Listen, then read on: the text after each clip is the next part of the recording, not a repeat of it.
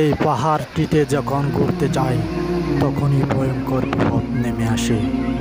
পরিবারের ছয়টি লোক ভেসে গেছে পানির চুতে। পরিবারের সবাইকে নিয়ে যখন এই পাহাড়টিতে ঘুরতে আসে তখনই এই নদীটি পারানোর সিদ্ধান্ত নেয় সবাই। তখন পানি খুব কম ছিল। যখন মাছ বরাবরই যায় তখনই পানির স্রোত বাড়তে থাকে। তারা এক পর্যায়ে মাঝখানে যাওয়ার পরে একদম পানির স্রোতের মধ্যে আটকে যায়। তারা আর এদিকেও আসতে পারছে না, নদীর ওদিকেও যেতে পারছে না।